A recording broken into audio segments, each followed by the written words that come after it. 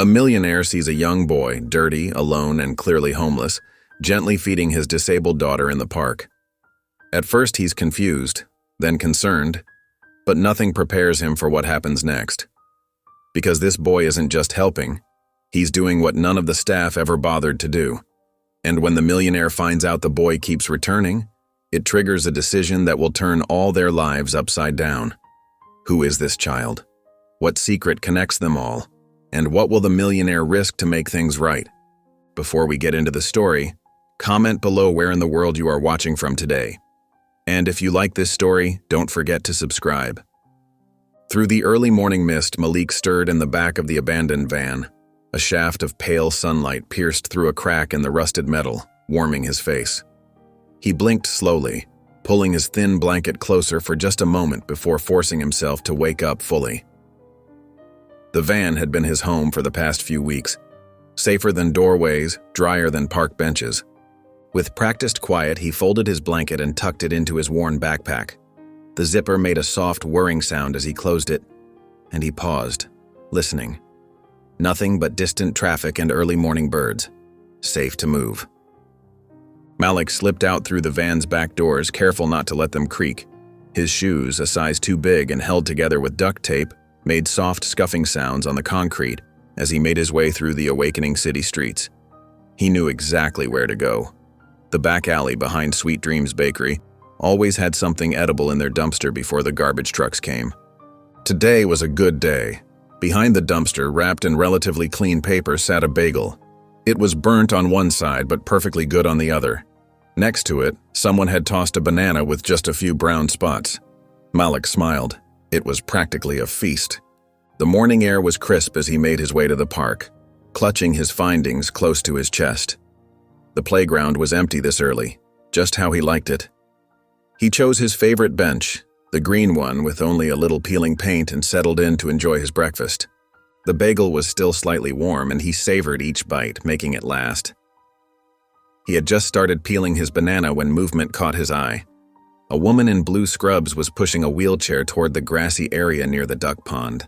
In the chair sat a little girl, much younger than him, with wispy brown hair and pale skin that seemed to glow in the morning light. The nurse, Malik could tell by her outfit, parked the wheelchair facing the pond where ducks were paddling lazily across the water. Without a word, she placed a tray of food on the little girl's lap and walked away, finding a bench several yards away. She pulled out her phone and put in headphones, clearly settling in for a long wait. Malik watched as the little girl stared at her breakfast. Her small hands shook as she tried to grip the fork, and after several attempts, she let it clatter back onto the tray. Something in Malik's chest tightened. He knew what it felt like to be hungry and unable to eat. For a long time, he just watched. The girl didn't cry or call out to her nurse. She just sat there looking at the ducks with big, sad eyes. Malik found himself standing, though he couldn't remember deciding to do so. His feet carried him closer, moving slowly so as not to startle her. When he was about 10 feet away, the girl's head turned. Her eyes met his. They were a warm brown, like hot chocolate. She didn't look scared, just curious. Malik took that as a good sign and moved closer, holding out half of his banana as a peace offering. The girl, he could see now she was maybe 4 years old, looked at the banana, then back at his face. Her lips parted slightly, but no words came out. Malik stepped closer and gently placed the banana on her tray, next to her untouched breakfast. With trembling fingers, she picked up the fruit. It took her several tries, but she managed to take a small bite. A tiny nod was her only response, but Malik saw the corner of her mouth lift slightly. They shared the silence, watching the ducks together as she slowly ate the banana. "Eva!" A sharp voice cut through their peaceful moment. The nurse was striding toward them, her face pinched with disapproval. "Get away from her!" she snapped at Malik, waving her hands as if shooing away a cat. "We don't need any strays hanging around." Malik backed away immediately, his shoulders hunching slightly. He knew better than to argue with adults who had already decided what he was. As he turned to leave, he caught one last glimpse of the girl, Eva. She was watching him, her brown eyes now filled with something that looked like sadness mixed with longing. He walked away slowly, feeling the nurse's suspicious gaze on his back. When he reached the edge of the park, he looked back one more time. Eva was still there, her head turned as far as she could manage, watching him until he disappeared from view. The day passed slowly after that. Malik wandered the streets, collecting returnable bottles and avoiding the attention of well-meaning adults who might ask too many questions. As the sun set and the city lights began to flicker on, he made his way back to his van. The metal walls had cooled in the night air as he crawled inside. Malik pulled his blanket from his backpack and wrapped it around himself, creating a cocoon against the darkness. As he curled up in his usual spot, he thought about Eva's trembling hands and quiet strength. He pulled the blanket over his head, but even in the darkness, he could still see those warm brown eyes looking back at him. The sound of distant traffic hummed through the van's walls, a familiar lullaby that usually helped him sleep. Tonight, though, his mind kept drifting back to the park, to a shared banana and unspoken understanding. As he drifted off to sleep, Malik wondered if Eva was thinking about him too, in whatever warm bed she was sleeping in, so different from his metal sanctuary. Morning sunlight filtered through the trees as Malik made his way to the park, his footsteps lighter than usual. In his pocket, he felt the weight of a piece of bread he'd managed to get from the food shelter line. He'd waited for nearly 2 hours, but it was worth it. The volunteers had given him a whole sandwich, and he'd carefully wrapped the crusts in a napkin, saving them for later. The green bench was empty, waiting for him just like yesterday. Malik settled onto it, feeling the familiar texture of weathered wood beneath his fingers. His eyes kept drifting to the path where Eva had appeared yesterday, watching and waiting.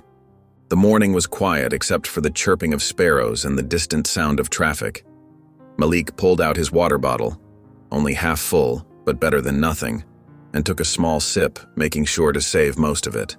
The bread in his pocket felt like a treasure, and his fingers kept checking to make sure it was still there. Just when he was beginning to worry she wouldn't come, he heard the familiar squeak of wheelchair wheels.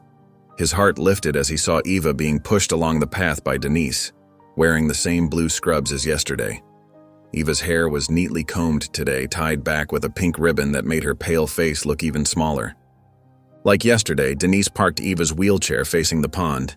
She placed a tray of what looked like oatmeal on Eva's lap, then walked away without a word, already pulling out her phone and headphones. Malik watched as she settled onto her bench, completely absorbed in whatever was playing through her earbuds.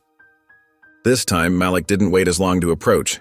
He stood up, brushing off his jeans, and walked toward Eva with more confidence than yesterday. As he got closer, he saw her head turn slightly, and a faint smile appeared on her face. Just a tiny lift at the corners of her mouth, but it made her whole face light up. Malik reached into his pocket and pulled out the bread. He tore it carefully in half, making sure the pieces were even, and held out one half to Eva.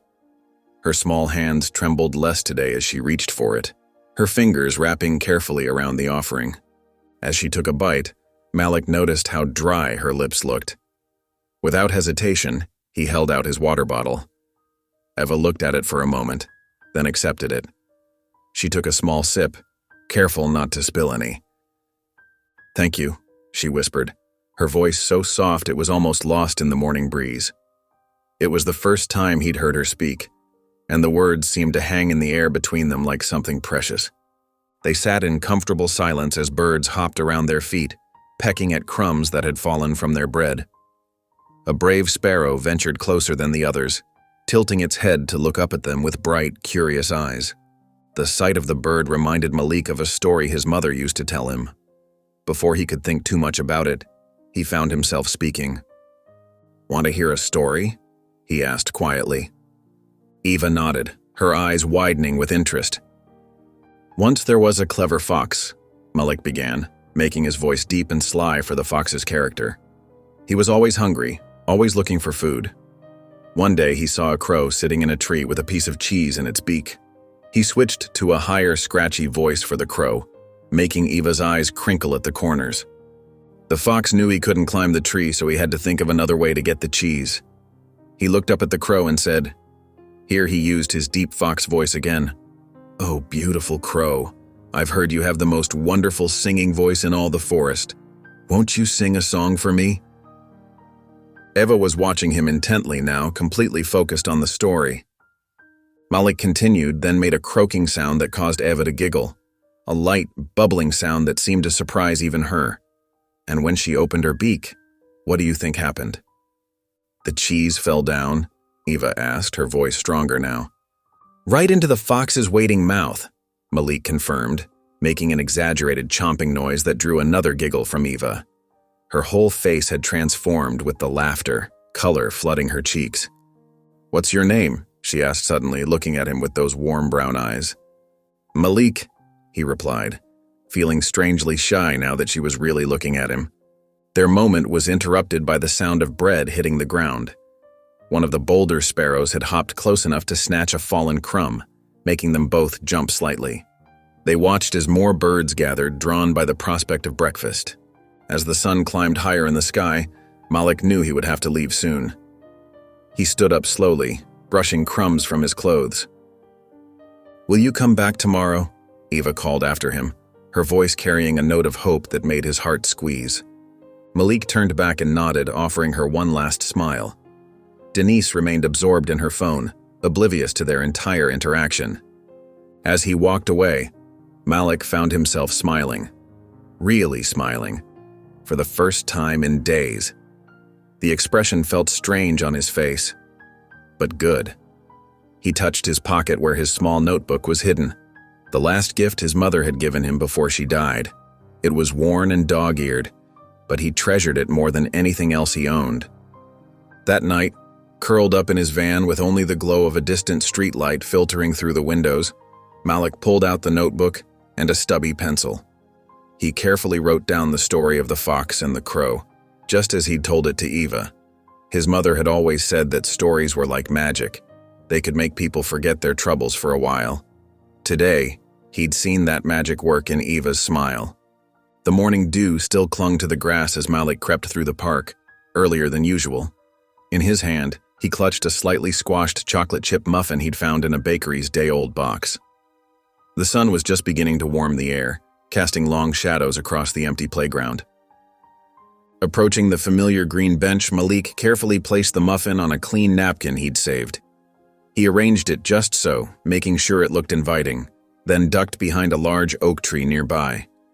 His heart thumped with excitement as he waited, peering around the rough bark. The usual squeak of wheelchair wheels made him press closer to the tree. Eva appeared, being pushed along the path by Denise. Today, Eva wore a yellow dress that made her look like a tiny sunflower. Denise, absorbed in her phone as always, parked Eva in her usual spot and placed a tray of untouched toast on her lap. "I'll be right over there," Denise said flatly, already walking away with her coffee cup in hand. She settled onto her usual bench, pulled out her earbuds, and disappeared into her own world. Eva's eyes wandered to the bench, and Malik held his breath as she spotted the muffin. Her face lit up like a Christmas tree, and she immediately began scanning the park. When her gaze found him behind the tree, a huge grin spread across her face, the biggest he'd seen yet. She pressed her lips together to keep from giggling, making it their secret. Denise remained oblivious, thumbing through her phone with one hand and sipping her coffee with the other. Malik waited a few more minutes, then emerged from his hiding spot.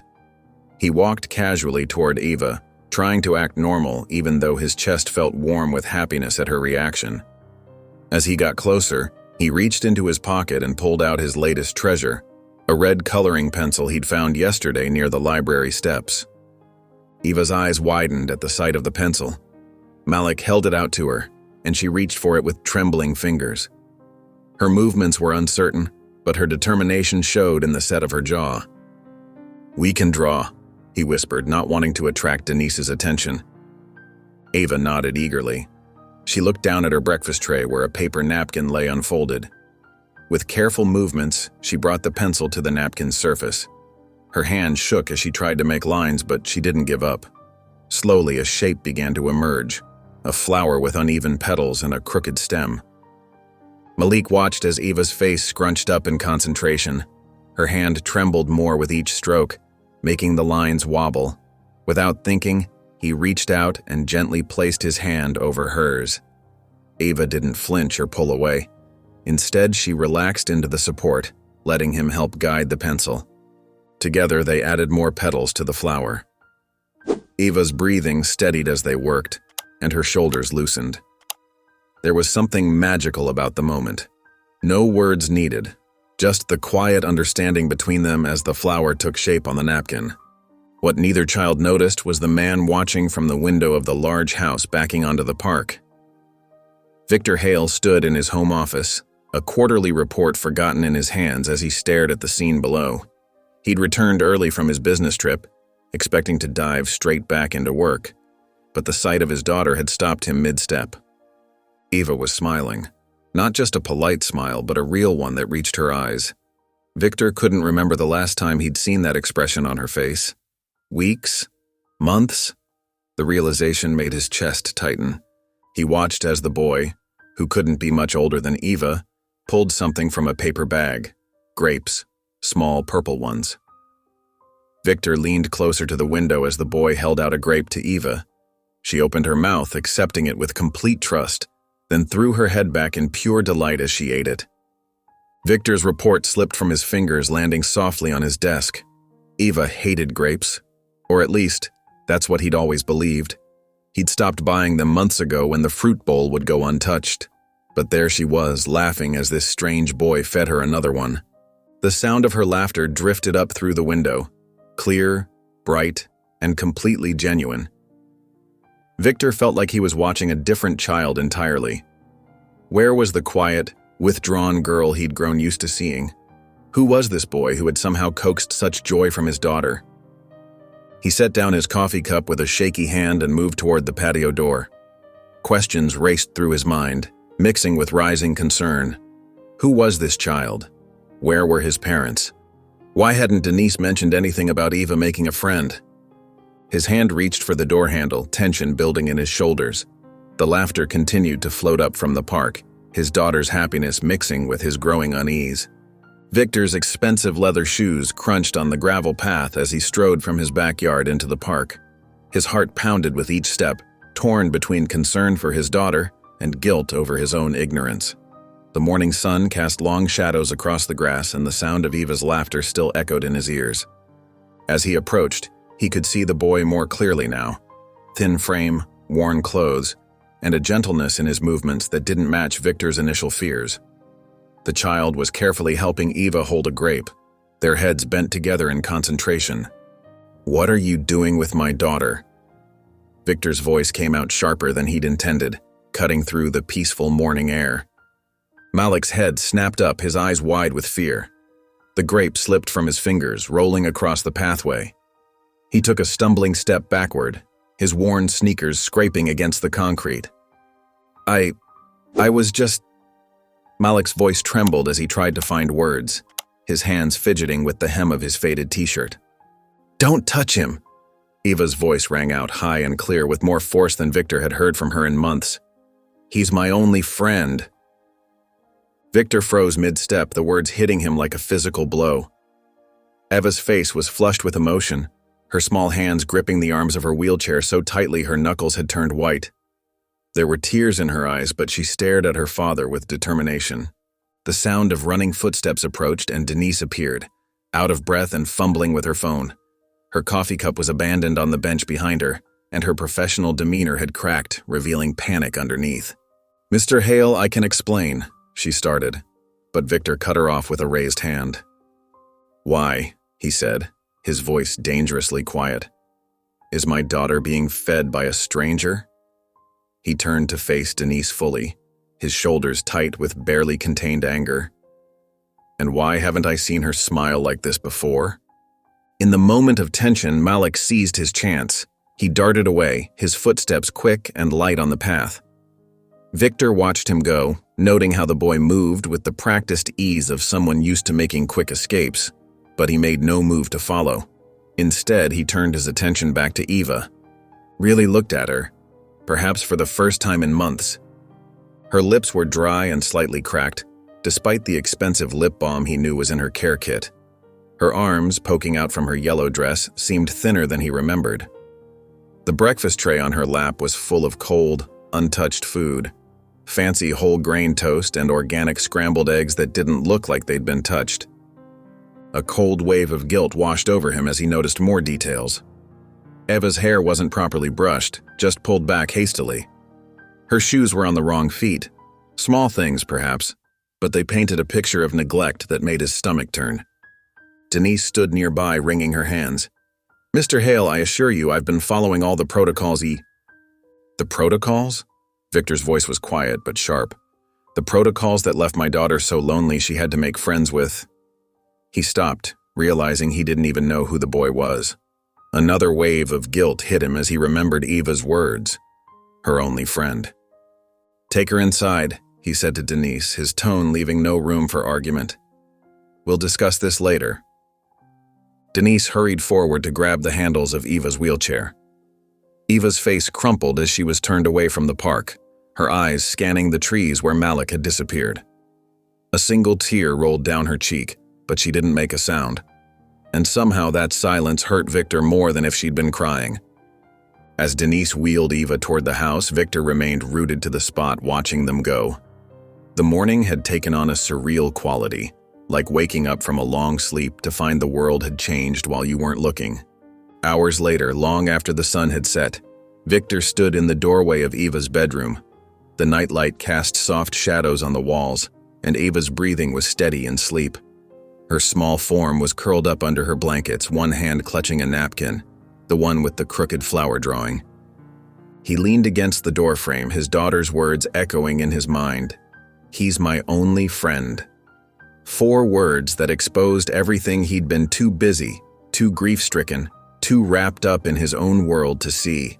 When had he last sat with Eva in the park himself? When had he last helped her eat, or draw, or just listened to her laugh? The weight of his failure pressed down on his shoulders. He'd trusted others to care for his daughter while he buried himself in work, thinking that providing the best nurses and caregivers money could buy was enough.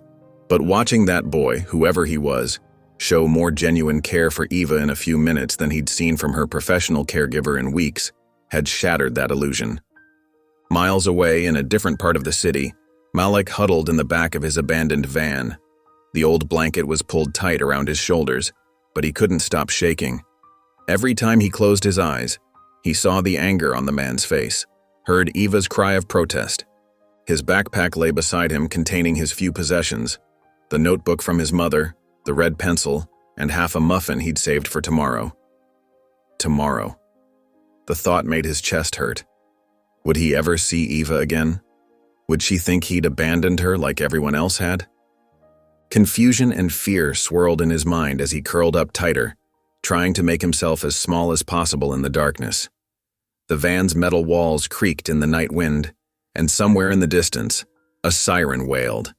Malik pressed his face into the blanket, wishing he could disappear, wishing he understood what he'd done wrong.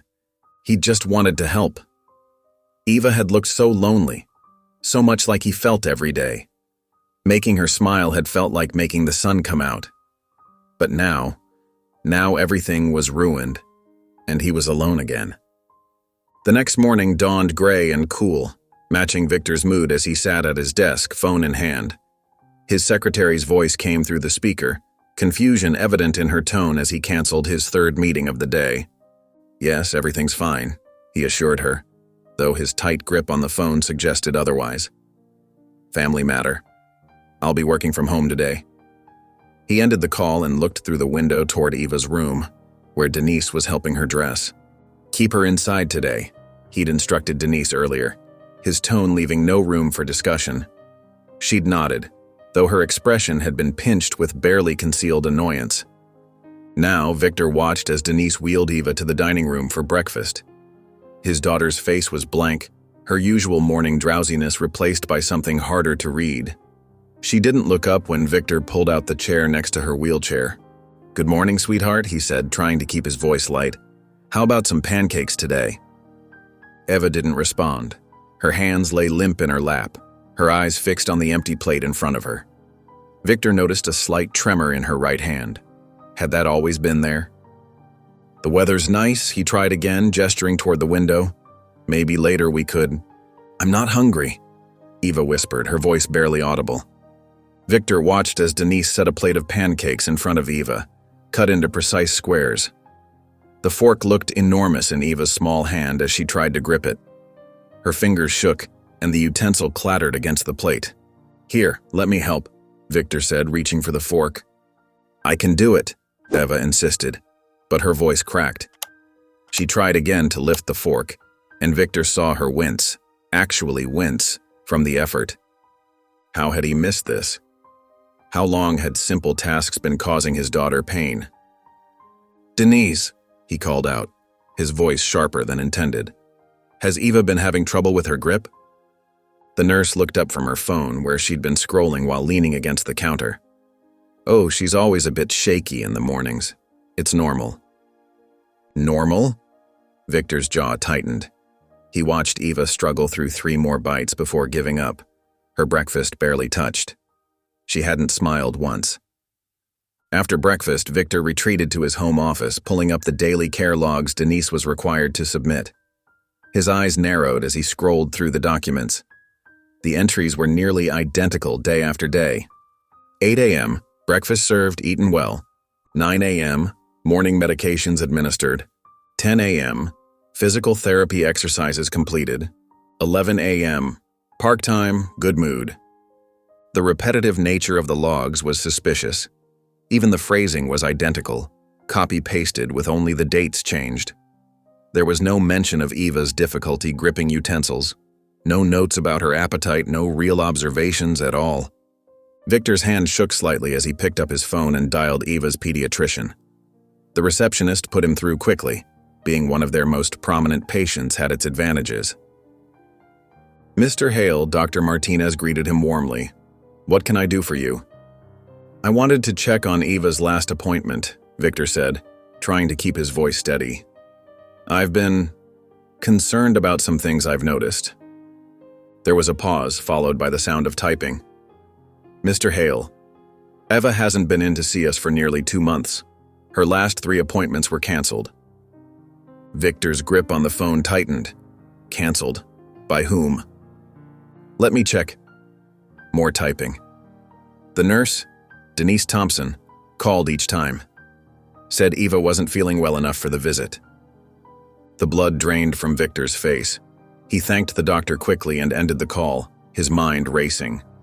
3 missed appointments, no proper care logs, his daughter struggling to hold a fork. He found Denise in the living room, scrolling through her phone while Eva sat in her wheelchair, staring out the window toward the park. "We need to talk," Victor said, his voice controlled but cold. "Now." In his office, Denise sat stiffly in the chair across from his desk. Victor placed the care logs in front of her. "Would you like to explain these?" he asked. Denise glanced at the papers. "Those are my daily reports as required." "They're copied and pasted," Victor said flatly, "and you've been canceling Eva's doctor appointments without consulting me." "She wasn't feeling well enough to go," Denise said defensively. "I made a professional judgment." "A professional judgment?" Victor's voice rose slightly. "My daughter can barely hold a fork. She's lost weight. She's in pain. And you've been sitting on your phone while a stranger feeds her in the park." "That boy was a nuisance," Denise snapped, her professional demeanor cracking. "Eva's fine. You're overreacting because you're fired." The words cut through her excuses like a knife. "Pack your things and leave. Now." Denise's mouth opened and closed, but Victor had already turned away, pulling up the number for a pediatric care agency he'd researched earlier that morning. He heard her stomp out of the office, muttering under her breath. Hours later, after speaking with the agency and scheduling an emergency appointment with Dr. Martinez, Victor found Eva in her room. She was still in her wheelchair, positioned by the window that overlooked the park. The last rays of sunset painted the sky in soft pinks and purples, casting long shadows across the empty playground. "Do you think he'll come back?" Eva's whisper was so quiet Victor almost missed it. She hadn't turned from the window, her small hand pressed against the glass. Victor's chest tightened as he watched his daughter searching the darkening park for her friend. The boy who had shown her more kindness in a few days than her nurse had in months.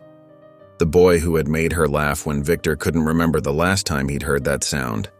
Morning sunlight filtered through the van's dirty windows, but Malik didn't move from his blanket nest. His stomach growled, reminding him it was time for his usual breakfast run to the food pantry. But the thought of going near the park made his hands shake. He pulled his knees closer to his chest, replaying yesterday's scene in his mind. The man's stern voice still echoed in his ears. "What are you doing with my daughter?" Malik squeezed his eyes shut, trying to block out Eva's father's angry face. He'd seen that look before, adults who thought he was trouble just because he was alone.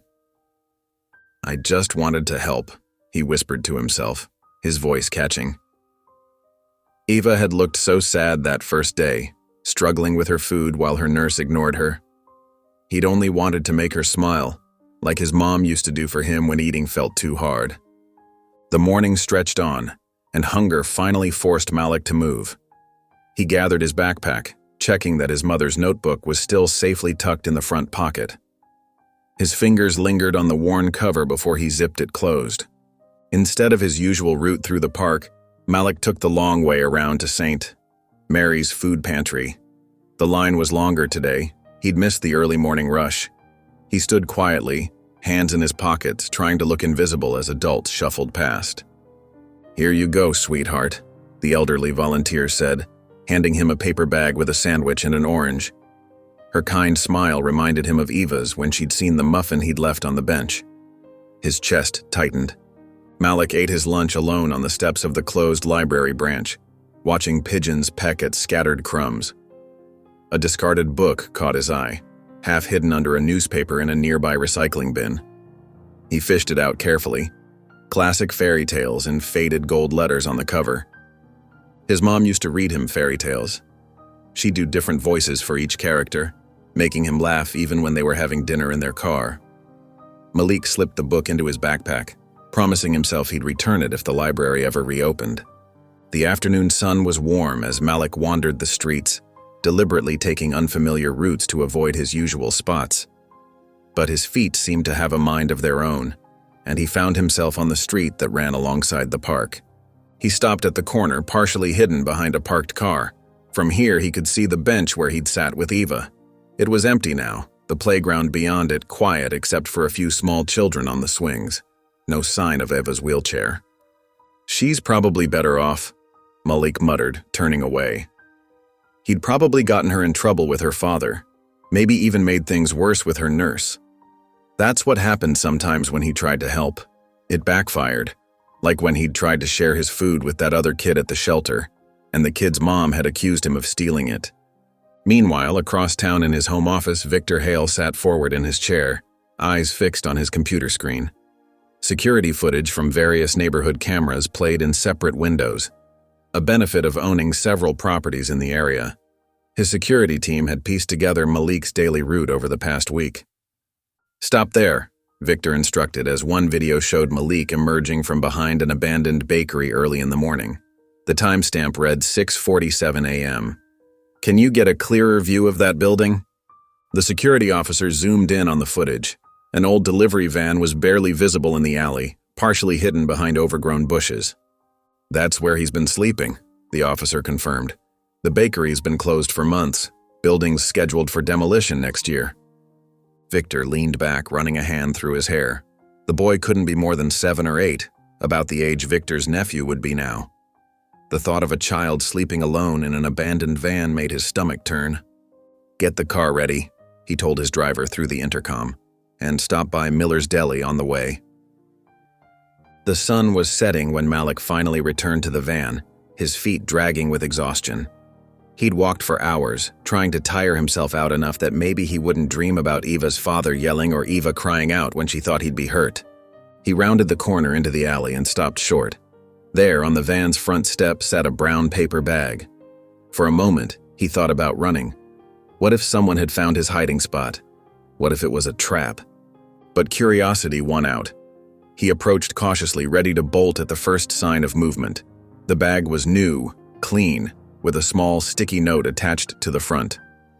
Malik picked it up with trembling fingers, holding it close to his face in the fading light. She smiled again today. V. Malik sank down onto the step, the bag cradled in his lap. He knew who V was. Eva's father. But why would he leave food? Why tell him about Eva's smile? The bag contained a thick sandwich wrapped in wax paper, an apple that gleamed red in the twilight, and a bottle of apple juice. The kind with the twist-off cap that Malik could save and refill with water later. But Malik didn't open the food. Instead, he carefully peeled the sticky note from the bag and held it in both hands, reading the 5 words over and over until they blurred together. Eva had smiled today. She wasn't in trouble because of him. She was okay. He sat there as darkness settled over the alley, holding the note like it was something precious. Like his mother's notebook. Like Eva's trust. Like hope. The morning air was crisp and clean as Malik made his way to the park, clutching the fairy tale book close to his chest. He'd woken up earlier than usual, his heart racing with a mix of hope and worry. The sticky note from Victor was tucked safely in his mother's notebook, a small reminder that maybe, just maybe, things would be different today. He'd chosen his cleanest shirt, a blue one with only one small tear at the hem, and tried his best to smooth down his unruly hair using the van's side mirror. His backpack felt lighter today, carrying only his precious notebook and the library book he'd found. The park was quiet at this hour, with only a few early morning joggers passing through. Malik settled behind the familiar bench where he used to sit with Eva, partially hidden by a cluster of flowering bushes. From here, he could watch the path that led from Eva's house without being too obvious. The morning stretched on slowly. Malik occupied himself by practicing the different character voices for the fairy tales, just like his mother used to do.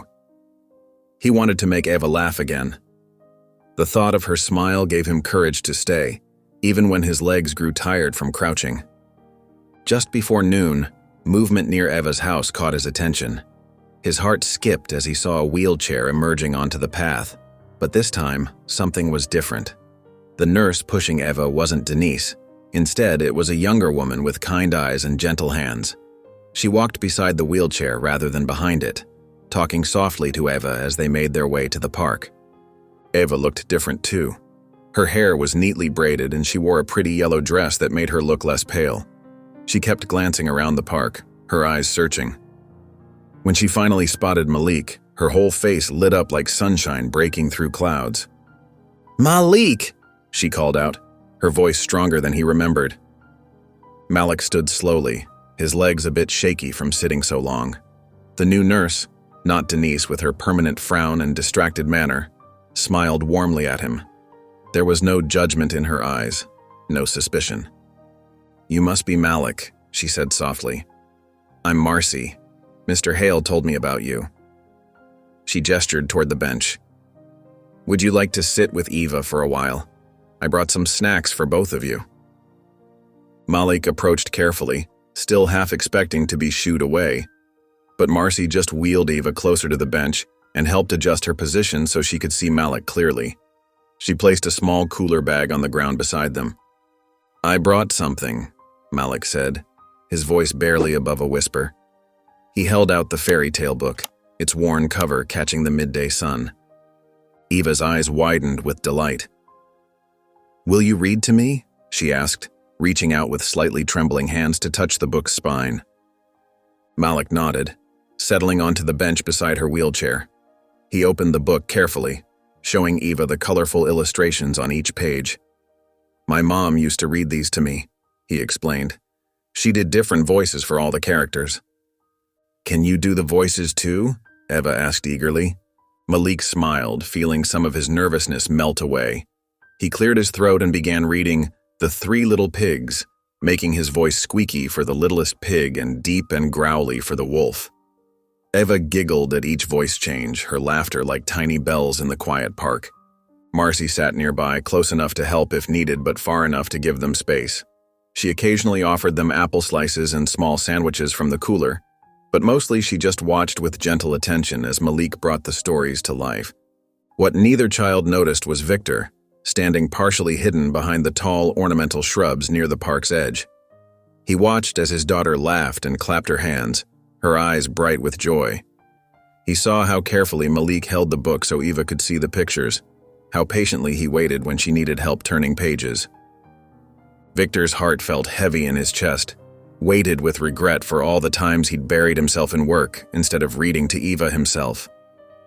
But there was hope too, watching these two children find such simple joy in each other's company. Hope that maybe it wasn't too late to make things right. As the afternoon sun began to dip, Marcy gently reminded Eva it was time for her afternoon rest. Malik closed the book reluctantly, but his face brightened when Eva asked, "Will you come back tomorrow?" Before Malik could answer, Victor stepped out from behind the shrubs. His approach was slow and deliberate, careful not to startle the boy who had brought such happiness to his daughter. Malik tensed slightly but didn't run. He remembered the sticky note, the kindness behind those 5 simple words. He watched as Victor came closer, noting how the man's face looked different now, softer, sadder, but somehow kinder too. Victor stopped a few feet away, his hands loose at his sides. "Would you join us for lunch tomorrow?" he asked quietly. "At the house?" Malik hesitated, his fingers tightening slightly on the fairy tale book. He looked at Eva, who was nodding enthusiastically, then at Marcy, who gave him an encouraging smile. Finally, he looked back at Victor and saw something in the man's eyes that reminded him of his own reflection, loneliness, and a desperate wish to make things better. Slowly, Malik nodded. That evening, back in his van, Malik pulled out his mother's notebook. By the light of a street lamp filtering through the window, he wrote in careful letters, "Victor is not scary, just sad." He paused, then added below it, "Like me." The late morning sun cast shadows across the Hale estate as Malik stood at the side gate, backpack clutched to his chest. He'd cleaned up in a gas station bathroom, his heart thumping as he reached for the brass bell. The gate opened before he could ring. A silver-haired woman in her 50s appeared, wearing a black dress and white apron. "You must be Malik," she said. "I'm Mrs. Chen. Everyone's waiting." Malik followed her along a stone path through a flower-filled garden. The house wasn't as intimidating up close. Cheerful window boxes held red geraniums, and children's artwork decorated a window. The kitchen enveloped him in warmth and fresh bread smell. Copper pots gleamed in sunlight as a chef pulled something fragrant from the oven. "Eva's in the dining room," Mrs. Chen gestured. Eva sat at a large table, her wheelchair at one end. Her face brightened. "Malik, you came!" Victor sat nearby in a blue sweater, nodding with a smile. "Have a seat." Malik sat across from Eva on a cushioned chair. The chef brought turkey sandwiches, soup, and sparkling mango drinks. "The birds were back today," Eva said. "The blue one you mentioned?" "Blue jays," Malik replied, describing how one tried opening an abandoned lunchbox. They traded stories about park wildlife while eating. Malik carefully wrapped half his sandwich in a napkin, an old survival habit. Victor noticed and signaled Mrs. Chen, who slipped into the kitchen. They moved to the kitchen to view Eva's artwork, then played cards in the living room. Eva's giggles filled the air as they caught each other cheating at Go Fish, Victor's deep laugh joining them. When afternoon dimmed, Mrs. Chen called Eva for rest. Victor walked Malik to the gate, matching his pace. "You're always welcome here," Victor said, handing him a brown bag. Later, Malik would find sandwiches, clothes, and a note reading, "For the boy who fed my daughter's smile." For now, he walked parkward, steps lighter than they'd been in months. Morning sunlight filtered through the van's dusty windows, casting odd shadows on the worn upholstery. Malik blinked awake, his blanket wrapped tightly around him like a cocoon. The brown paper bag from yesterday sat beside his backpack, still neatly folded at the top. He reached for it, careful not to make any noise even though he knew he was alone. Inside, he found the sandwiches wrapped in wax paper, exactly where he'd left them. But underneath, there was something he hadn't noticed before, a crisp white envelope with neat handwriting. Malik pulled it out slowly, his heart thumping. The address was written in Victor's precise script, followed by simple words that made his throat tight.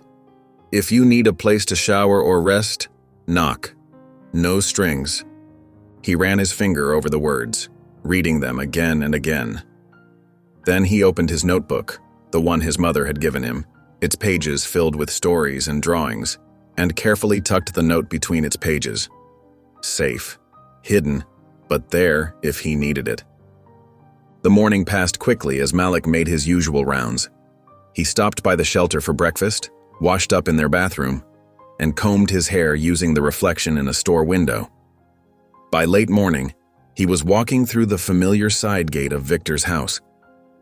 Ava was already set up in the Sunny family room, her wheelchair positioned at a low table covered in coloring books and markers. Her face brightened when she saw him. "Look what Marcy brought," she exclaimed, pointing to a new pack of colored pencils spread out like a rainbow. "Those are fancy," Malik said, settling cross-legged beside her. He picked up a blue pencil and started sketching on a blank page. "What should we draw today?" "Animals," Ava declared. She grabbed a purple pencil, her hand shaking slightly as she gripped it. Malik noticed, but didn't help this time. He'd learned she preferred trying on her own first. They worked side by side, Ava creating what she called a rainbow zebra, while Malik drew various creatures from the park.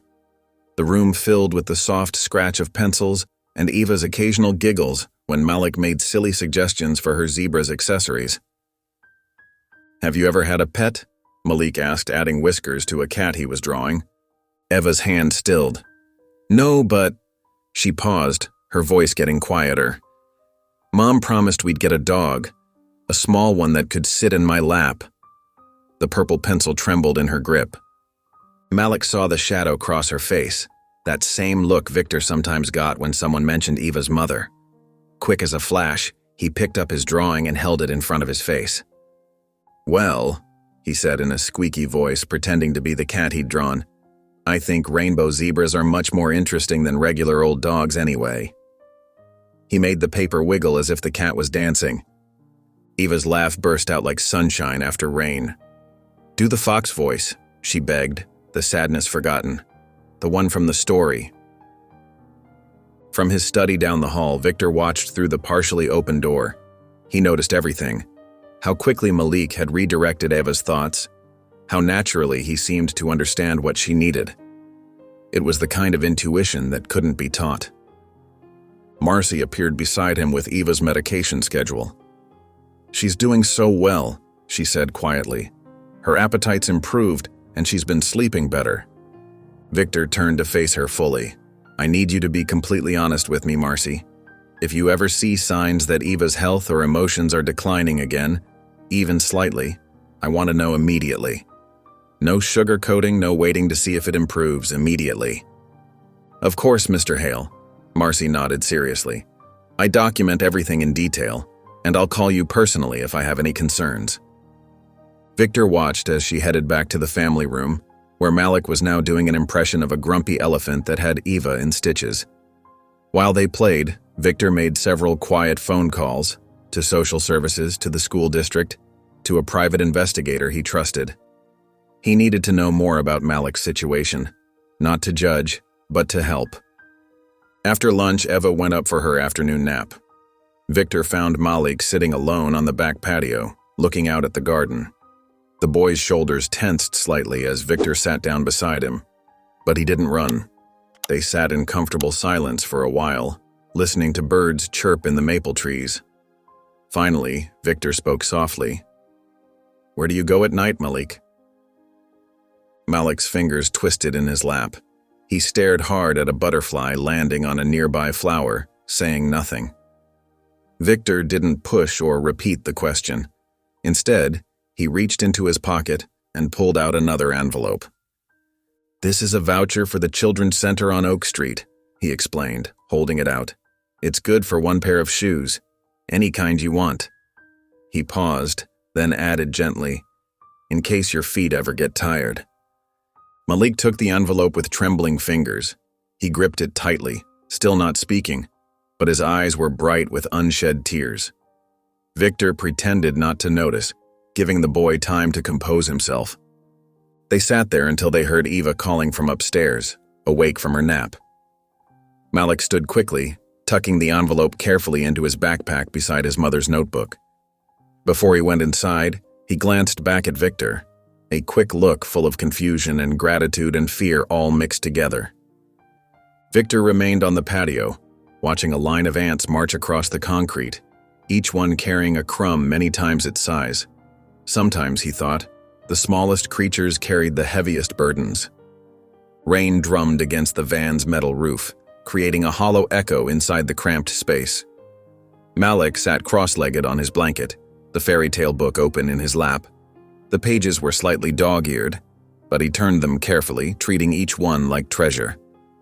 Thunder rumbled in the distance. Malik reached into his backpack and pulled out a small plastic bag. Inside was a photograph, protected from wear but still showing its age. The edges were torn, and a crease ran down the middle where it had been folded too many times.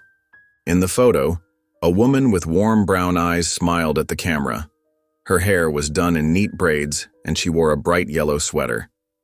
Malik traced her face with his finger, remembering how she used to sit on the edge of his bed every night, weaving stories about brave children and magical creatures. "Once upon a time," he whispered, mimicking her voice. The words felt both sweet and painful in his mouth. She had always started stories that way, making grand gestures with her hands as she described fantastical worlds where anything was possible. The rain grew heavier, and water began to seep through a crack near the van's back door. Malik tucked the photo away safely and pulled his blanket tighter around his shoulders. He tried to focus on the book's pages, but the words blurred as the van grew darker with the storm clouds. By late afternoon, puddles had formed on the van's floor. Malik's shoes were soaked, and his socks felt cold and heavy. He thought about the address in his notebook, Victor's offer of a dry place. His pride fought with his discomfort for several minutes before a particularly loud crack of thunder made the decision for him. Clutching his backpack to his chest, Malik ran through the downpour. His feet splashed through deep puddles, mud splattering his pants. By the time he reached the Hale house's side gate, he was drenched from head to toe. Marcy answered his timid knock. Her eyes widened at his dripping form. "Oh, honey," she said, quickly ushering him inside. "Let me get you a towel." Ava, hearing the commotion from the family room, wheeled herself to the hallway. "Malik!" she called out excitedly. Then, seeing his condition, her face grew serious. "You're all wet. You have to stay until it stops raining." Victor appeared from his study, taking in the scene. Without hesitation, he turned to Maria, the housekeeper. "There are some clothes in storage," he said quietly. "In the blue trunk upstairs. They should fit him." Maria nodded and hurried up the stairs. Malik stood awkwardly on the mat, trying not to drip on the polished floor. Marcy returned with a fluffy white towel, helping him dry his hair. "Those clothes belong to my brother," Victor explained, his voice soft.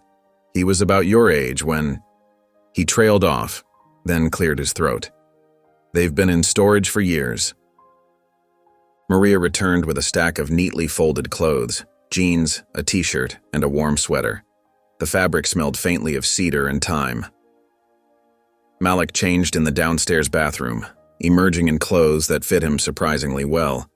His wet things were whisked away by Maria to be dried. "Much better," Eva declared, grinning at him. "Now you can stay for dinner." The kitchen was warm and bright against the gray evening outside. Eva's wheelchair fit perfectly at the end of the table, while Malik sat beside her.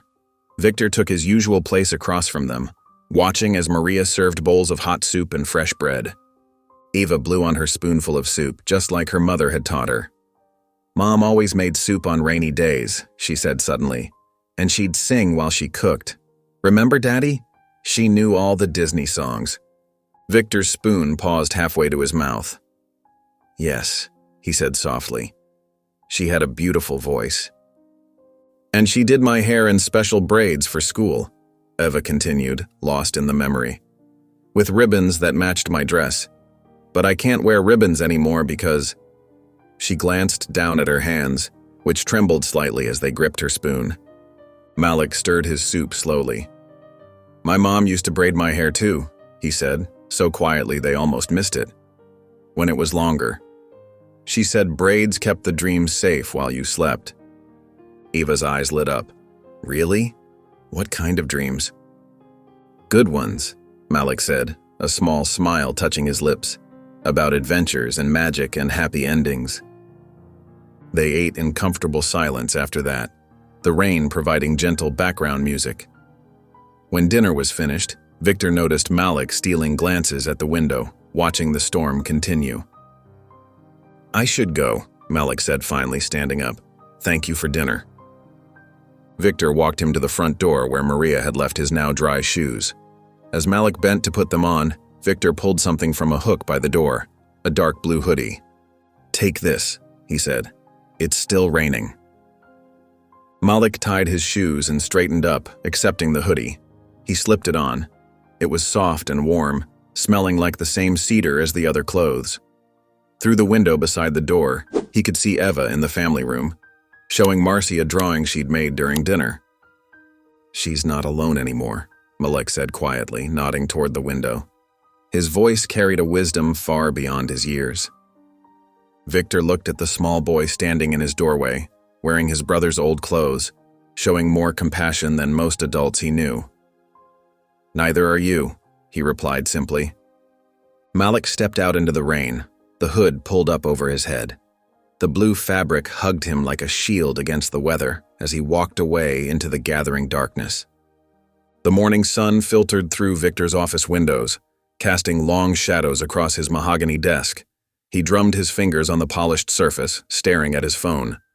The business card beside it read, "Marcus Chen, City Records and Registration."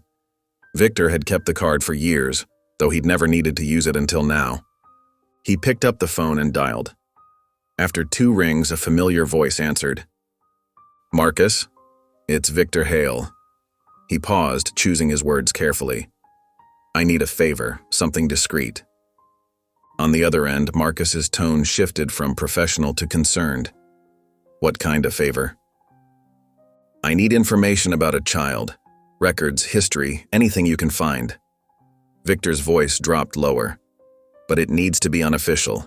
No flags, no system alerts." "Victor, you know how delicate—" "Please, Marcus, it's important." Victor glanced through his office doorway, where he could hear Eva's laughter floating up from downstairs.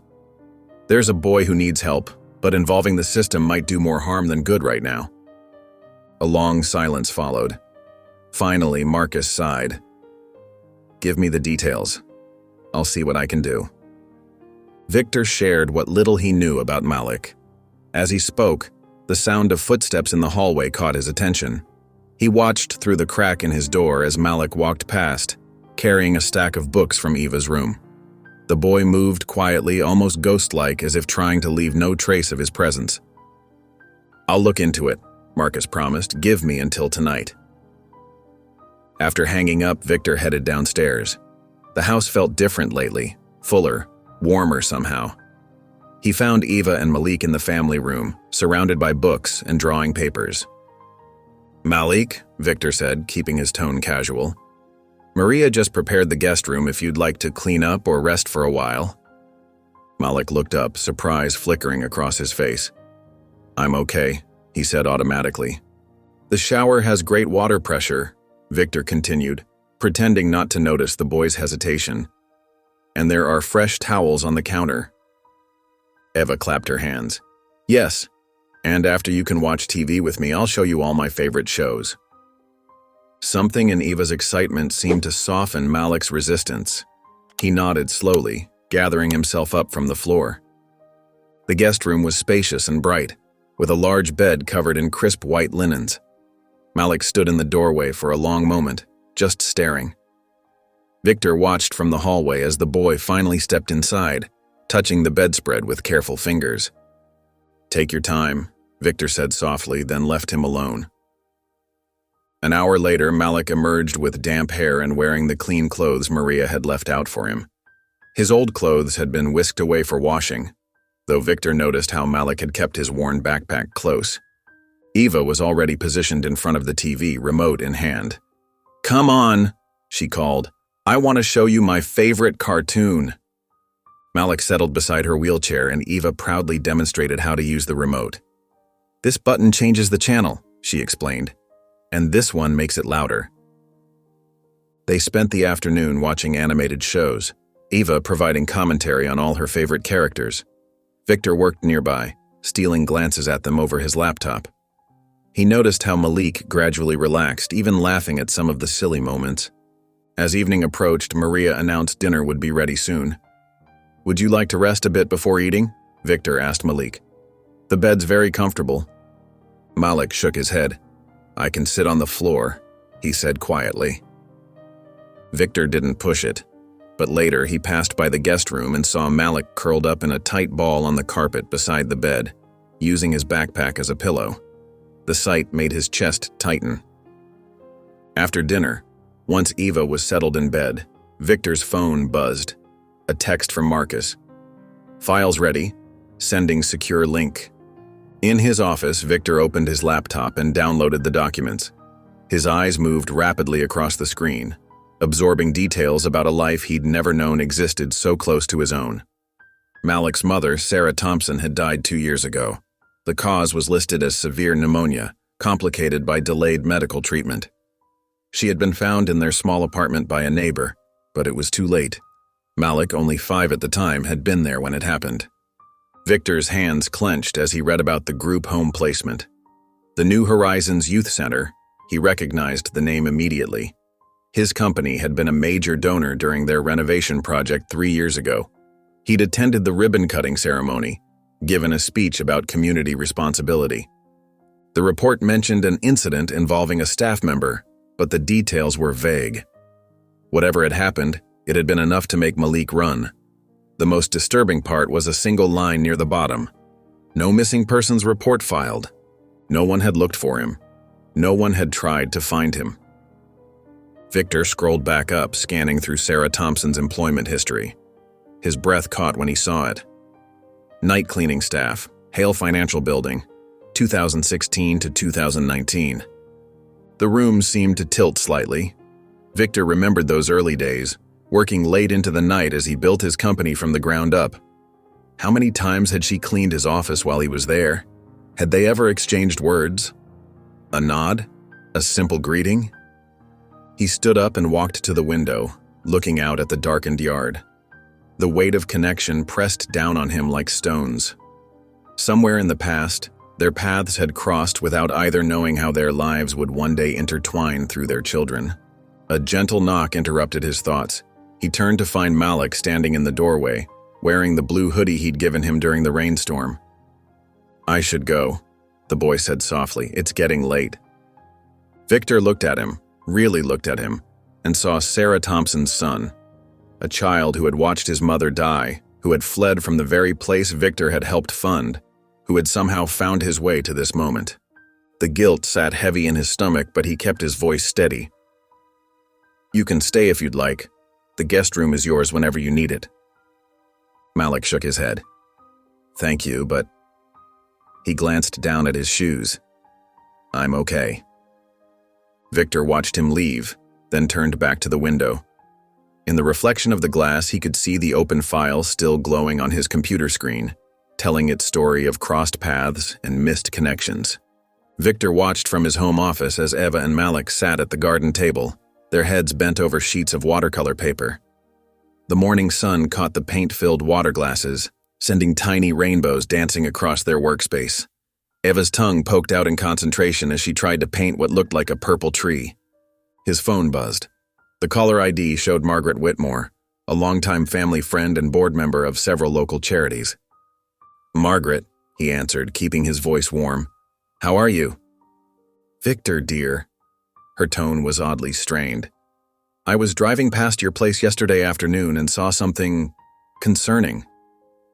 Victor's jaw tightened. He knew what was coming. "That boy who was leaving your property, the shabby-looking one. Jenny told me she's seen him there several times now." She paused. "Are you sure that's safe, Vic?"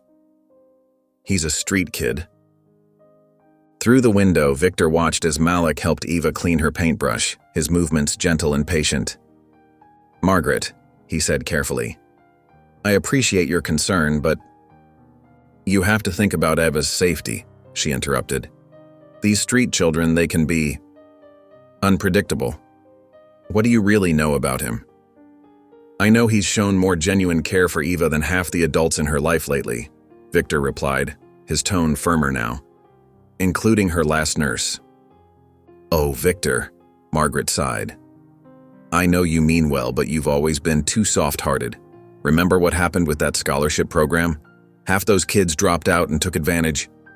"I need to go, Margaret. Eva's calling." He ended the call before she could respond, even though Eva hadn't called at all. The morning stretched into afternoon. Victor tried to focus on work emails, but his mind kept drifting to Margaret's words. He was considering ordering lunch when his phone buzzed again, this time with a news alert. His stomach dropped when he saw the headline, "Millionaire's daughter befriends homeless boy." Below it was a grainy photo, clearly taken with a long-range lens, showing Malik pushing Eva's wheelchair through the garden. Though Eva's face was turned away, Malik's profile was clear enough to identify him.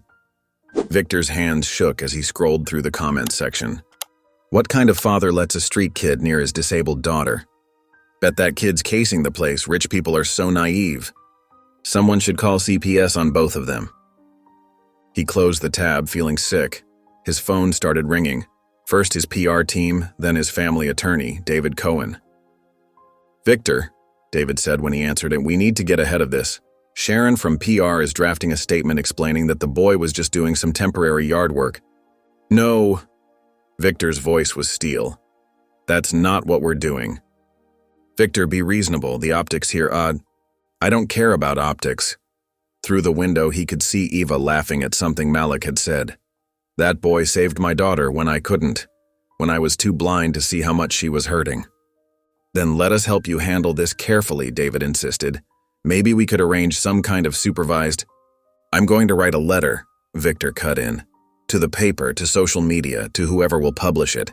I'm going to tell them exactly who Malik is and what he did for Eva." Victor dash. "He fed her when her nurse wouldn't. He made her laugh when I forgot how. He saw her when everyone else just saw a problem to manage." Victor's voice cracked slightly. "I'm not hiding him away like he's something shameful." There was a long pause on the other end. Finally, David sighed. "Send me the letter before you publish it. At least let me review the language." Victor spent the next hour writing, pouring out everything he'd observed over the past weeks. He wrote about finding Eva smiling for the first time in months, about watching Malik patiently help her hold a spoon when her hands shook, about hearing her laugh ring through the house again. When he finished, he sent it to David and went downstairs. The house was quiet now. Eva was napping, and Malik had slipped outside to sit on the back patio alone. Victor grabbed 2 sodas from the kitchen and joined him. Malik sat with his knees pulled up to his chest, staring at nothing in particular. "Some people," Victor said softly, offering one of the sodas, "won't understand kindness until it costs them something." Malik took the drink but didn't open it. "I'm used to that," he replied quietly. They sat in silence for a moment, watching the evening shadows stretch across the lawn. Victor thought about all the comments, all the judgments from people who had never seen Malik steady Eva's hand while she drew or tell her stories until she forgot about her pain. The patio door slid open behind them. Eva's wheelchair appeared, her face bright with determination as she managed to push herself through the doorway.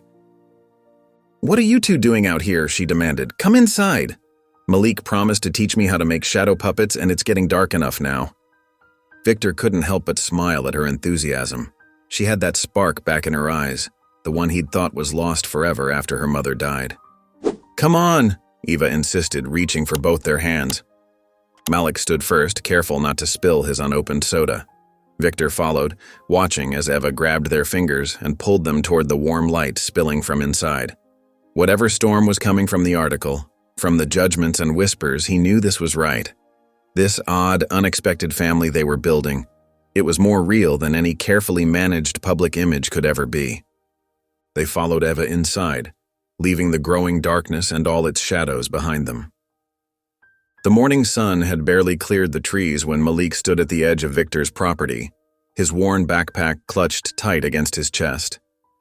His feet felt heavy, like they were stuck in wet cement. Yesterday's happiness felt far away now, replaced by a gnawing worry in his stomach. He'd seen the newspaper on his way over. The grainy photo of him and Eva in the garden splashed across the front page. The shopkeeper had given him a suspicious look when he'd lingered too long by the newsstand. Maybe he should just go back to his van. Maybe it would be better for everyone if he... The front door opened before he could finish the thought. Victor stood there in his usual crisp shirt and tie, his face tired but kind. "Come in," Victor said softly. "We need to talk." Malik's throat felt dry as he followed Victor inside. The house smelled like coffee and toast, but his stomach was too knotted to feel hungry. Eva was already at the kitchen table, her wheelchair parked beside a half-eaten breakfast. Her face lit up when she saw him.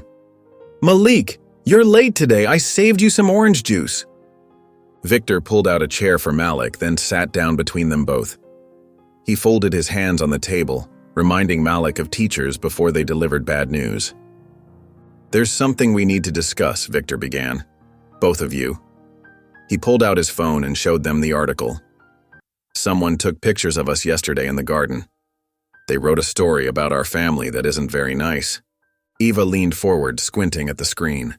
"That's me and Malik, but why does it look so blurry?" "They took it without asking," Victor explained, "and they wrote things about us, about Malik especially, without knowing the real story." Malik stared at his hands in his lap. Maybe I should stop coming here for a while." His voice was barely a whisper. "I don't want to cause trouble." "No!" Eva's cry was sharp and sudden. Her hand shot out to grab Malik's, gripping it with surprising strength. "You can't go." "You're my best friend." Tears started rolling down her cheeks. Victor reached over and placed his hand over both of theirs. "Malik, listen to me carefully. You're not going anywhere unless you want to. These people, they don't know us.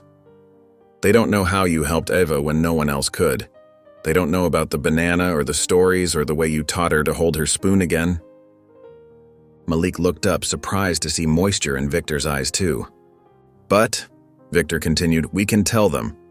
I've arranged for someone to come today, a reporter named Sarah Chen. She's different from the others. She wants to hear our real story from all of us." "Like an interview?" Malik's voice shook slightly. Victor nodded. "She'll record us talking about how you and Eva met, how you became friends, but only if you want to. We won't do anything you're not comfortable with." Eva squeezed Malik's hand again. "Please? I want everyone to know how nice you are." Malik took a deep breath. What should I say?" For the next hour, Victor helped them practice. He asked them questions similar to what Sarah might ask, teaching them to speak slowly and clearly. When Malik stumbled over words, Victor would pause and help him find better ones. When Eva got too excited and talked too fast, Victor showed her how to take breaths between sentences. "Just tell the truth," Victor kept saying. "That's all we need to do." By early afternoon, Sarah Chen arrived. She wasn't what Malik expected. Instead of the stern reporter he'd imagined, she was young and wore bright yellow sneakers. She set up her recording equipment in Victor's study, arranging 3 comfortable chairs where they could all sit together. "Ready?" she asked, smiling warmly at them. Eva went first, describing how she used to sit alone in the park while her old nurse ignored her. "I couldn't even eat properly," she said. "My hands were too shaky. But then Malik came, and he shared his banana with me." She dissolved into giggles at the memory, and Malik found himself smiling too. "The banana was kind of bruised," he added softly. But she didn't mind. Sarah leaned forward, her eyes kind. "What made you want to share your food, Malik?" Malik glanced at Eva, then at Victor, who nodded encouragingly. "She looked lonely," Malik said slowly. "Like me. And nobody should have to eat alone." Victor cleared his throat, emotion thick in his voice as he described watching them from his window that first day. "I saw my daughter laugh for the first time in months," he said. "This boy who had so little himself gave Eva something I couldn't. Friendship without pity." Sarah wiped her eyes quickly with her sleeve. "This is beautiful," she whispered, almost to herself. Then more professionally, "I promise you this story will run exactly as you've told it. No twisting words, no sensational headlines, just the truth." They talked for another hour, sharing stories about drawing together, reading fairy tales, and making shadow puppets. Eva demonstrated her improved grip strength by holding up a crayon. Malik showed Sarah the notebook where he wrote down stories for Eva. When Sarah finally packed up her equipment, she hugged each of them. "Thank you," she said, "for reminding me why I became a journalist in the first place." That evening, they ate dinner together in the kitchen instead of the formal dining room. The cook had made spaghetti, Malik's favorite, but nobody talked much. They didn't need to.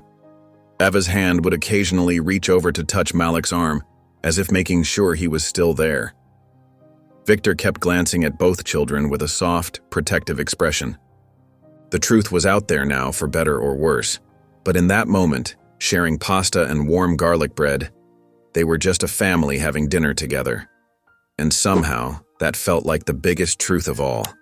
The morning light streamed through the guest bathroom window as Malik carefully arranged his new toothbrush in the holder. It was bright green. Eva had picked it out herself when Marcy took them shopping 2 days ago. Next to it sat a small tube of toothpaste and a fresh washcloth, both still strange luxuries to him. He studied his reflection in the mirror, noting how his face looked fuller now after 2 weeks of regular meals. His hair was neatly combed, and the borrowed t-shirt he wore was clean and soft against his skin. Sometimes it felt like he was looking at a different person entirely. "Malik," Eva's voice echoed down the hallway, "are you done yet? I want to show you my new book." He smiled, giving his teeth one final rinse before heading to Eva's room. She sat in her wheelchair by the window, a large picture book spread across her lap. Marcy stood nearby, organizing Eva's morning medications. "Look what Dad got me," Eva beamed, holding up the book. "It's all about drawing animals. Can you help me practice?"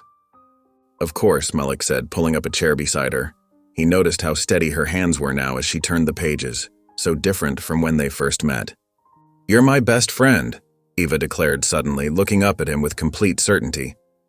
"Marcy, isn't Malik my best friend?" The nurse smiled warmly.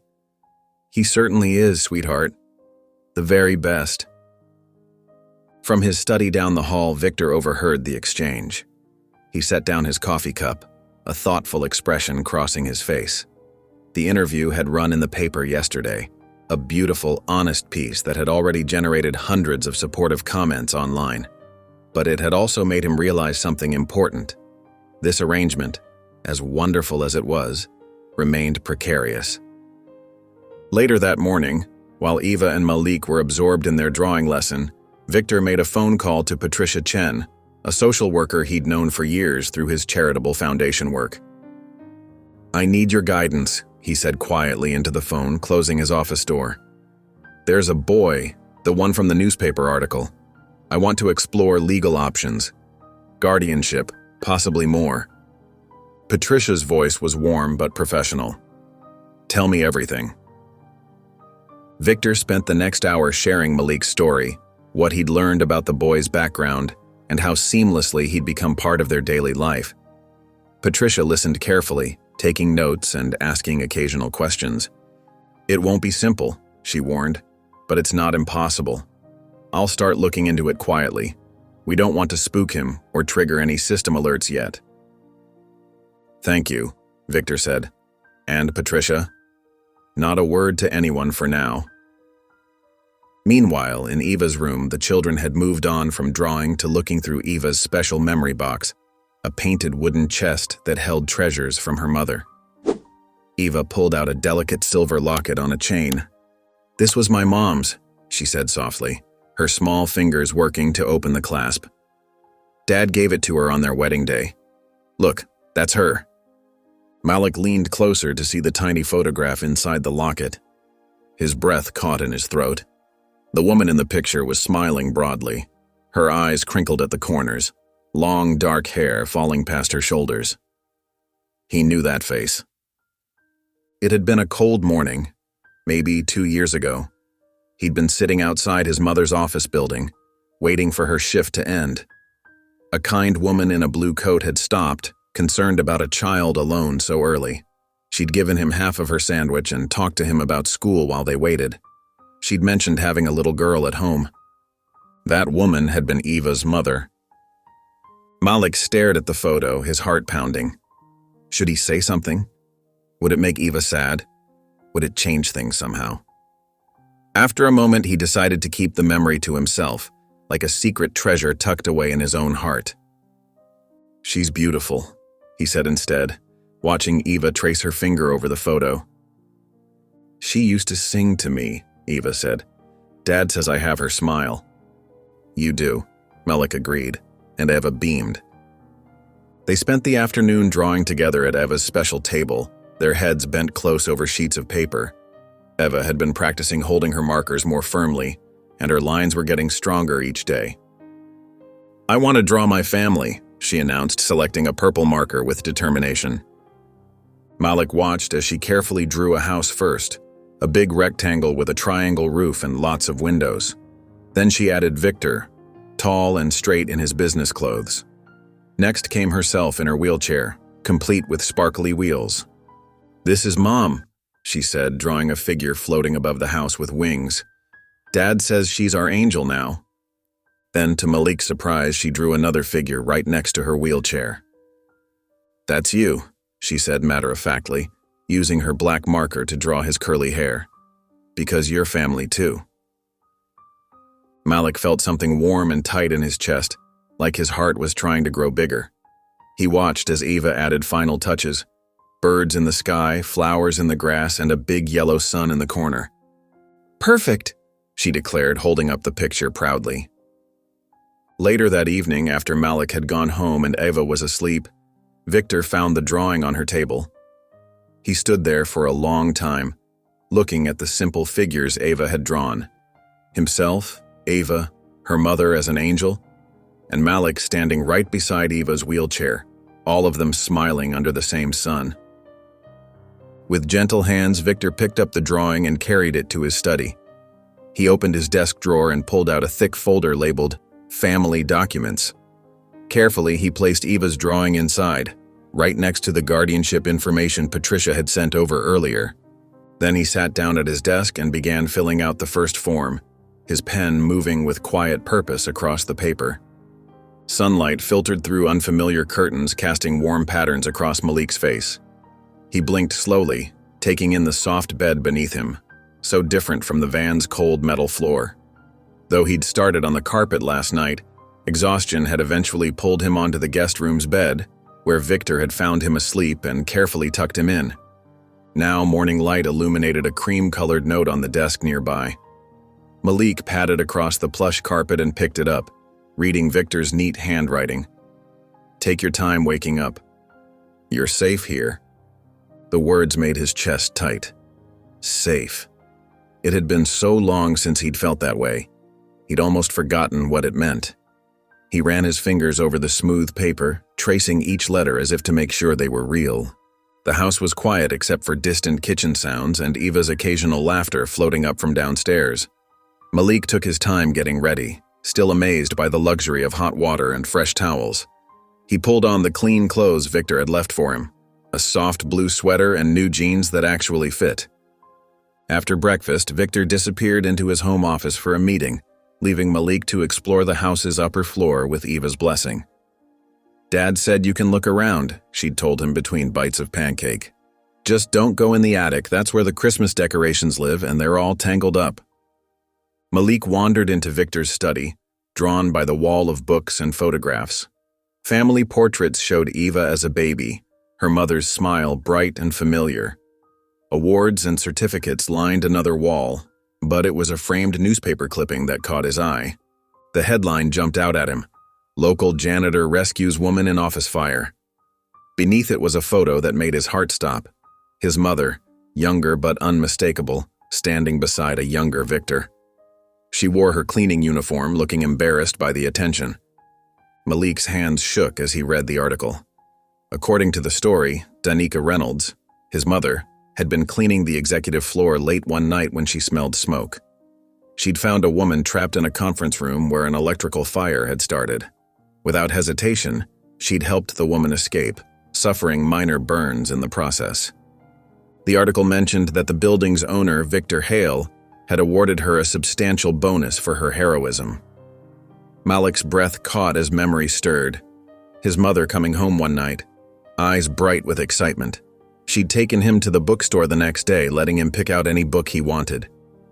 "We can afford it now," she'd said, smiling. Someone kind recognized kindness. That book had been his first real storybook, filled with tales of brave knights and magical creatures. He'd read it until the pages wore thin, and his mother had helped him act out the stories in their tiny apartment. Malik sank into Victor's desk chair, overwhelmed by the connection. His mother had worked in this very building, had saved someone here, had been helped by the same man who was now helping him. Without thinking, he pulled a sheet of paper from Victor's desk and began to write, "Dear Mom, I haven't written to you in so long. I'm sorry. Sometimes it hurt too much to try, but today I found out something amazing." The words flowed easily now, telling her about Ava, about Victor, about the strange twists of fate that had brought him here. He wrote about the park bench and shared lunches, about Eva's laugh and Victor's quiet kindness. He told her about sleeping in a real bed and having his own toothbrush. "I think you'd like it here," he wrote. "Eva reminds me of you sometimes, the way she tells stories and notices beautiful things. Victor is sad like I was, but he's learning to smile again, just like you taught me to do." The morning slipped away as Malik wrote, filling 3 pages with everything he'd held inside for 2 years. When he finally finished, he found Eva waiting in her wheelchair by the garden doors. "Want to sit outside?" she asked. "Marcy made lemonade." They settled in the garden surrounded by late summer flowers. Eva listened intently as Malik read his letter aloud, his voice sometimes catching on certain words. When he mentioned his mother's smile, Eva reached over and took his hand. "I bet she's friends with my mom now," Eva said softly. "In heaven. They probably tell each other stories about us." Malik squeezed her hand, unable to speak for a moment. "Yeah," he managed finally. "I bet they do." They sat together in comfortable silence, watching butterflies dance among the flowers. Eva hummed quietly, a lullaby her mother used to sing, while Malik folded his letter carefully and tucked it into his pocket. Neither child noticed Victor standing in the doorway, briefcase in hand, watching their quiet moment together. He'd just returned from meeting with his attorney, where he'd spent hours discussing Malik's situation and the complex process ahead. But seeing them now, heads bowed together, sharing their grief and hope in equal measure, he knew every challenge would be worth it. That evening, after Eva had gone to bed and Malik had retreated to the guest room, Victor sat at his desk. The guardianship petition lay before him, each page requiring his signature, representing another step toward making official what his heart already knew. Malik belonged here. He picked up his pen and began to sign, each stroke deliberate and sure. Outside, crickets sang in the garden where 2 children had shared their stories of loss and found something like healing in return. Autumn had painted the park trees in brilliant oranges and reds, their leaves drifting lazily onto the walking paths. Inside the Hale house, the atmosphere was warm and busy with the rhythm of their new routine. 3 weeks had transformed the space from a quiet sanctuary into a lively home filled with laughter and purpose. Malik sat at the kitchen table, his math workbook spread before him as he carefully solved equations. His tutor, Mrs. Chen, had given him exercises matched to his current level, and he tackled each problem with determination. The local tutoring program had welcomed him warmly, creating a personalized plan to help him catch up on the schooling he'd missed. 7 times 8 is, he muttered, counting on his fingers. 56, Eva called from her spot near the window where she was doing her own exercises. Her physical therapist, Sarah, guided her through gentle stretches, helping her build strength in her arms and core. "No helping." Malik laughed, but his eyes sparkled with appreciation.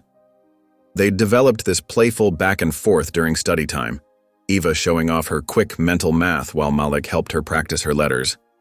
Victor watched from his home office doorway, taking in the scene. The changes in both children were remarkable. Malik's clothes were new and well-fitted, his hair neatly trimmed. The dark circles under his eyes had faded, replaced by a healthy glow. He'd gained weight too, no longer looking quite so fragile. Eva had transformed as well. Her posture was stronger, her movements more confident. The physical therapy was working, She could now hold items steadier and sit up longer without support. But the biggest change was in her spirit. She laughed freely now, told stories with animation, and had started drawing again. The doorbell's sudden chime cut through the peaceful evening. Victor checked his watch, 7:30 p.m., well past normal visiting hours.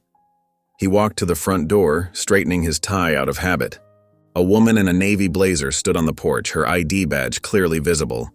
Department of Child Protective Services. Victor's heart skipped, but his face remained calm. "Mr. Hale?" she asked, her tone professional but not unkind. "I'm Angela Martinez from CPS.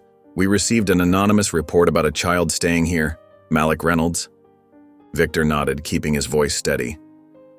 "Please, come in." He opened the door wider, gesturing toward his study. "Would you like to talk privately first?" "Actually," she said, "I'd like to speak with Malik if possible." From the kitchen, they heard a chair scrape against the floor. Malik appeared in the hallway, his face pale. He'd clearly heard the exchange. Eva wheeled herself to his side, reaching for his hand. "Hello, Malik," Angela said gently, kneeling to his eye level. "I'm Angela. I just need to ask you a few questions. Would that be okay?" Malik's grip on Eva's hand tightened. "Am I in trouble?" His voice was barely a whisper. "Not at all," Angela assured him. "I just want to make sure you're safe and well cared for. Could we talk in the living room? Eva can come too, if you'd like." Malik nodded and they moved to the comfortable space. Victor hung back, watching as Angela sat across from the children. She pulled out a notepad but kept it lowered, focusing on Malik's face. "Can you tell me where you've been living, Malik?" she asked. Malik glanced at Victor, then back at Angela. "Here," he said. "In the blue room upstairs. It has a window seat where I can read." "And before that?" Malik's shoulders tensed. "In my van, behind the old bakery." Angela made a note. "And how did you meet Mr. Hale and Eva?" "In the park," Eva cut in, her voice strong. "He shared his banana with me when I couldn't eat. Nobody else noticed I needed help, but Malik did." Angela smiled at Eva but turned back to Malik. "Do you feel safe here, Malik?" Malik straightened in his chair. His voice, when it came, was clear and certain. "I was safest the moment Eva said hi." He looked around the room, at the homework on the table, the drawings on the fridge, the family photos now including him. "Victor makes sure I eat 3 times a day. I have clean clothes and my own toothbrush. Eva helps me with math, and I help her draw. Nobody yells here." Victor felt his throat tighten at Malik's words. Angela made several notes, then asked, "May I speak with Mr. Hale privately?" In Victor's study, he was ready. He pulled out a folder containing medical records, tutoring assessments, and photos documenting Malik's progress. He showed her the guardianship petition he'd filed, along with character references from Malik's tutor, Eva's physical therapist, and several community leaders. "I understand your concern," Victor said quietly, "but that boy saved my daughter's spirit when I was too blind to see she was fading. He's not just some charity case, he's family now." Angela reviewed the documents carefully, pausing at a recent photo of Malik and Eva reading together on the patio. "You understand this is complicated," she said. "There are procedures, regulations." "I have the resources to provide him with everything he needs," Victor replied. "Education, healthcare, stability. But more importantly, he has love here. He has belonging." Angela closed the folder slowly.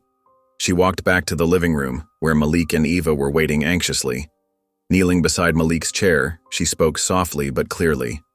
"I wish more boys had someone fight for them like this." She smiled, touching his hand gently. "Keep doing well in your studies, okay?" Malik nodded, relief flooding his face. Angela stood, gathered her things, and headed for the door. "I'll be filing my report tomorrow," she told Victor. "No immediate action is recommended at this time." They watched from the front window as her car pulled away, its taillights disappearing around the corner. Victor looked down at Malik, who stood close to his side. "You're not going anywhere," Victor said firmly, resting his hand on Malik's shoulder. The morning sun filtered through the study's tall windows, casting long shadows across Victor's desk. He sat there, phone pressed to his ear, listening intently to his lawyer's update. The guardianship hearing for Malik had been scheduled 2 weeks from Thursday. As he jotted down the date in his calendar, Victor's eyes drifted to a recent photo on his desk. Malik and Eva building a pillow fort in the living room, their faces bright with laughter. "Yes, we'll be ready," Victor assured his lawyer, ending the call. He leaned back in his chair, considering how to broach the subject with Malik.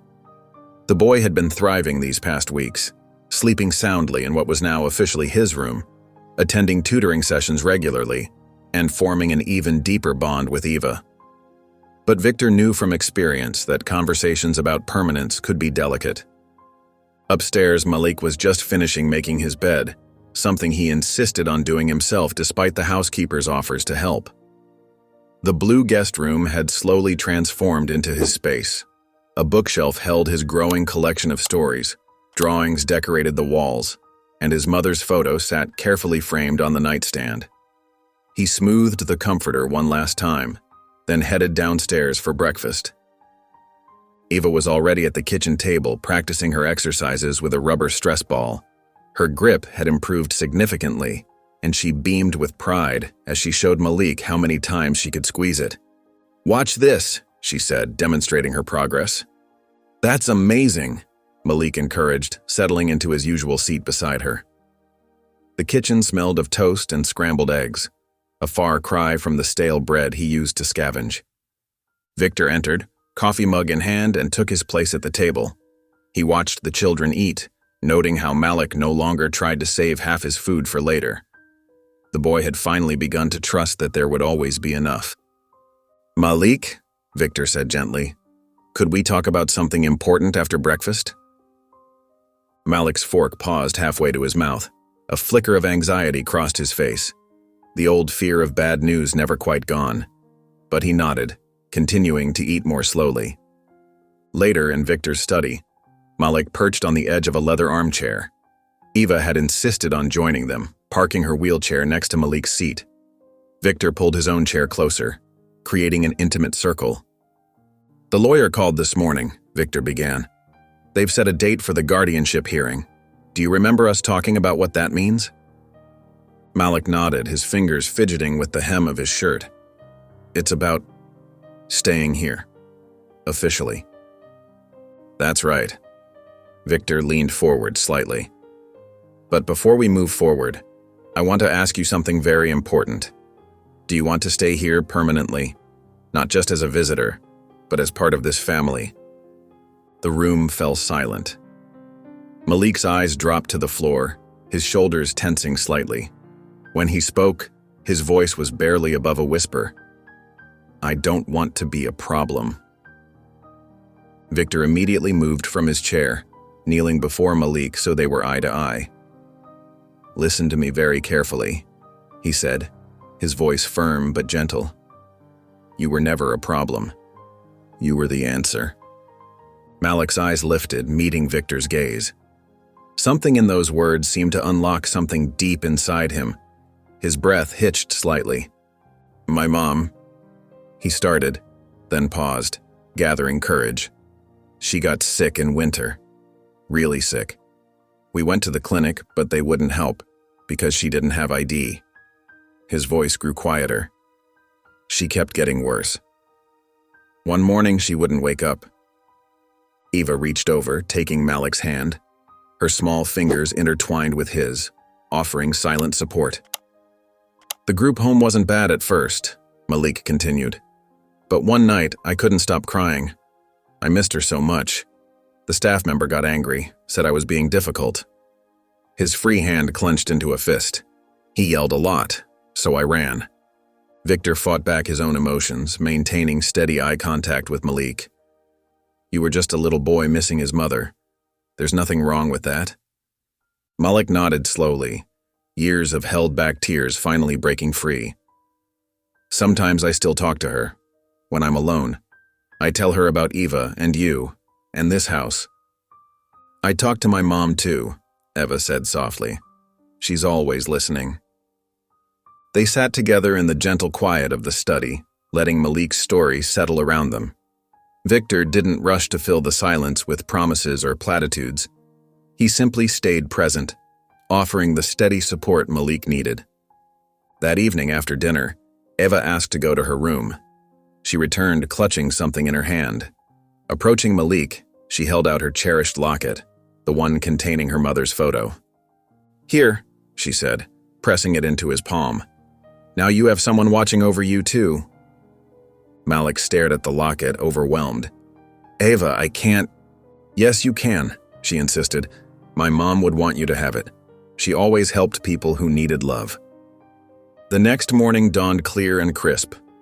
Victor helped Malik with his tie, a new one, bought specially for this day.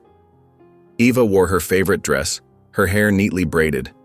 They drove to the courthouse in comfortable silence, each lost in their own thoughts. The building loomed large and official before them, its stone steps leading up to heavy wooden doors. Victor lifted Eva's wheelchair easily, guiding them through the entrance. Malik walked beside them, taking in the high ceilings and echoing hallways. At the security checkpoint, they paused. Malik watched as other families passed through, some happy, some arguing, some in tears. He felt the weight of the moment, of the choice before him. Turning to Victor, Malik whispered words that carried all the certainty of his young heart. "I choose this." 3 months had passed since the adoption was finalized, and the Hale estate had transformed into something entirely new. Where manicured lawns once stretched in pristine isolation, children now gathered on colorful blankets spread across the grass. The back garden hummed with life and laughter. A wooden sign, hand-painted in cheerful blues and greens, welcomed visitors at the front gate.